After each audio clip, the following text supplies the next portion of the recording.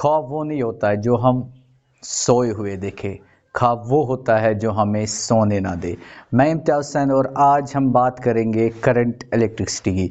आज हम देखेंगे कि इस चैप्टर में कौन कौन से क्वेश्चन है जिनको पेपर में जो फ्रीक्वेंसी है आने की वो ज़्यादा है। ठीक है, तो इस चैप्टर में पहले आप सीधे ड्रिफ्ट वेलोसिटी पढ़ना, लेकिन उसमें बस डेफिनेशन पढ़ेगा आप।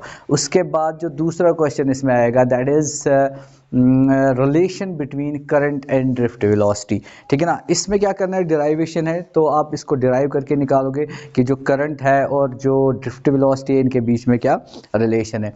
उसके बाद जो तीसरा क्वेश्चन आएगा that is will be the resistance. तो रेजिस्टेंस में पूरा पड़ेगा, जैसे टेम्परेचर डिपेंडेंस, बाकी चीज़ें जो भी है वो आप कीजिएगा अच्छी तरह से। ठीक है ना, और उसके बाद जो क्वेश्चन आएगा दैट इज किरचॉफ्स लॉज। ठीक है ना, तो किरचॉफ में दो लॉज है, जैसे करंट लॉ है और वोल्टेज लॉ है, तो दोनों लॉज आपको करोगे। ठीक है, उसके बाद एक और क्वेश्चन जो है इसमें इंपॉर्टेंट दैट इज पोटेंशियोमीटर। ठीक है, तो पोटेंशियोमीटर में एक तो आप प्रिंसिपल करोगे, प्रिंसिपल ऑफ पोटेंशियोमीटर, और सेकंड उसकी दो एप्लीकेशन, जैसे comparison of EMF of two cells और इंटरनल रेजिस्टेंस फाइंड करना, दोनों बहुत ही इंपॉर्टेंट है। तो ये दोनों एप्लीकेशंस आप करोगे। ठीक है, इसके बाद इसमें क्या है, इस चैप्टर में शॉर्ट क्वेश्चन भी आते हैं, जैसे 1 मार्क्स का भी आता है या न्यूमेरिकल भी आती है। तो न्यूमेरिकल जब आप करोगे तो आप करना एक तो करंट पे, जैसे कि करंट जब निकालनी होती है, जैसे चार्ज दिया गया होगा तो आपको करंट निकालनी पड़ेगी, तो वो आप करेंगे।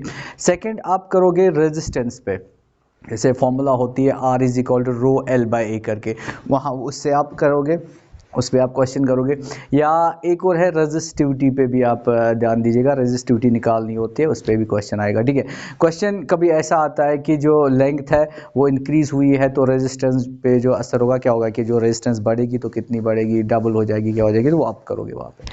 ठीक है ना, एक और न्यूमेरिकल जो इस पे आती है वो आती है पावर पे, जैसे कि पावर होता है V²/R करके, जैसे कोई अप्लायंस है उसका जो पावर है वो इतना पावर लेता है, मतलब किसी वोल्टेज पे, तो फिर रेजिस्टेंस निकालनी होती है, तो ये आप वहाँ पे कीजिएगा, ये क्वेश्चंस कीजिएगा। ठीक है, तो यहाँ पे मुझे एक और इम्पॉर्टेंट बात याद आ रही है कि वो ये कि कुछ चैप्टर्स ऐसे होते हैं जिनमें 5 मार्क्स यानी कि लॉन्ग टाइप क्वेश्चन आने के मिनिमम चांसेस होते हैं, जैसे यही मैंने बताया करंट इलेक्ट्रिसिटी में, इसमें भी ज़्यादातर लॉन्ग टाइप क्वेश्चन नहीं आता है। सेकंड जो है दैट इज़ EM वेव्स, उसमें नहीं आता है। Dual nature of matter and radiation, उसमें भी लॉन्ग टाइप नहीं आता है। और एटम्स एंड न्यूक्लियर में भी लगभग नहीं आता है, बहुत कम चांसेस होते हैं आने के।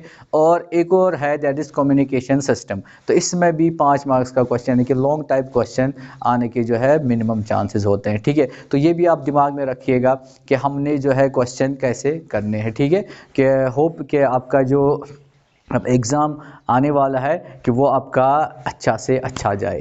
Thank you.